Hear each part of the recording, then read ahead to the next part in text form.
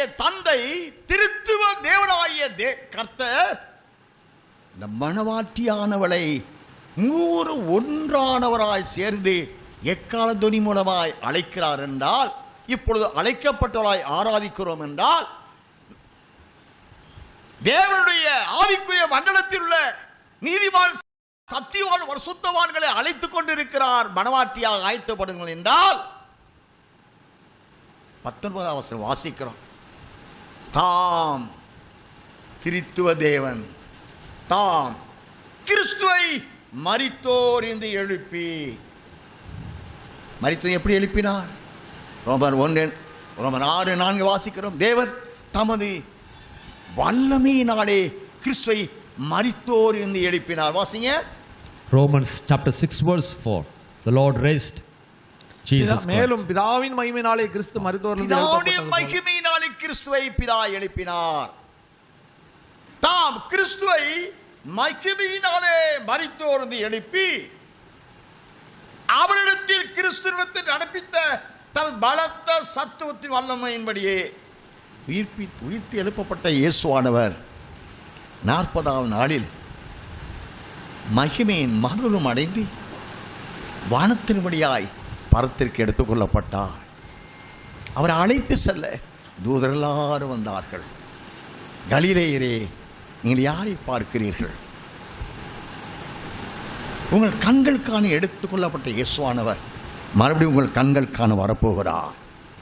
நீங்கள் போய் ராஜ்யத்தின் சுவிசேஷத்தை உலகம் அறிவீங்கள் என்று அனுப்பப்பட்டார்களே. அப்போஸ்தலர் 1ஆம் அதிகாரம் 9-10 வசனத்தின்படி, அருமையான மணவாட்டியே, ஆவிக்குரிய மண்டலத்தில் பரிசுத்தவான்களே, அவரை எழுப்பி நித்தியத்தில் சேர்த்து கொள்ளத்தக்கதான தேவனுடைய வல்லமையான செயல்களைப் போல உங்களையும் மகிமின் மறுரூப சாயலை அணிவித்து உங்களை அழைத்து செல்ல தேவதூதகங்களை அனுப்பி ஆரவாரத்தோடு சேர்த்து கொள்ள அதற்குரிய தெய்வத்துவத்துடைய சத்துவத்தை நீங்கள் அறிந்து கொள்ள வேண்டும் என்று உங்களை அழைக்கிறார். As Jesus was resurrected with the glory of the Father and been given vision to the disciples for the 40 days, and he been resurrected and taken up to heaven with the glory of the Father and seated in the throne with the Father's glory.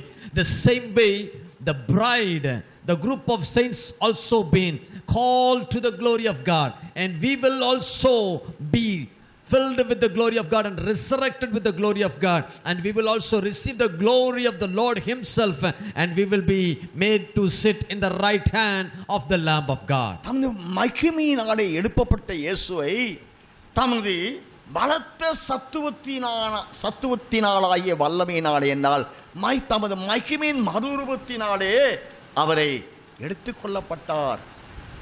நம்மையும் எடுத்துக்கொள்ள வரப்போகிறார் என்று விசுவாசிக்கிறவர்களாகிய நம்மிடத்தில் மனவாற்றியுடைய விசுவாசன, என் நேசரை என் பிதா எப்படி தமது வல்லமையான மகிமையினாலே உயிர்ப்பித்து அவரை மகிமையின் மறுரூபத்தினாலே அவரை அழைத்து சென்று அருகே அமர்த்தி கொண்டது போல எங்களையும் திரியேக தேவன் அழைத்து செல்ல வரப்போகிறான். விசுவாசிக்கிற மனவாட்டியே, உங்களிடத்தில் தேவன் எதிர்பார்க்கிற ஒரே ஒரு காரியம், வல்லமைப்படி விசுவாசிக்கிறவர்களாகிய நம்மிடத்தில் காண்பிக்கும் தம்முடைய வல்லமையின் மகாமேன்மையால் மகத்துவம் என்னதென்றோம் நீங்கள் அறியும்படிக்கு அவர் உங்களுக்கு பிரகாசம் மனக்கண்களை கொடுக்க வேண்டும் என்று வேண்டிக் கொள்கிறேன் சொல்கிறார். Apostle Paul is praying that we shall understand the power of his might.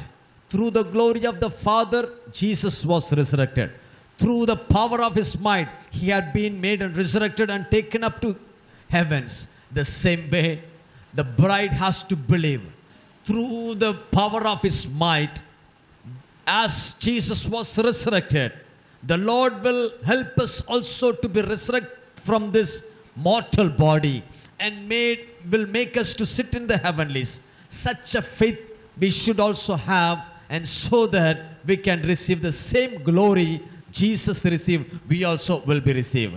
மரித்தோரில் எழுப்பப்பட்ட நீங்கள் கிறிஸ்துவானவர் மகிமை அடைந்த அந்த வல்லமையான செயல்களை உங்கள் கண்கள் காண வேண்டும் என்றால் உங்களுடைய ஆவிக்குரிய உள்ளான மனக்கண்கள் பிரகாசமடை வேண்டும் என்று அழைப்பு கொடுக்கிறார். The Apostle Paul is giving a call. Our inner eyes has to be enlightened, as how Jesus was resurrected with the power of his might.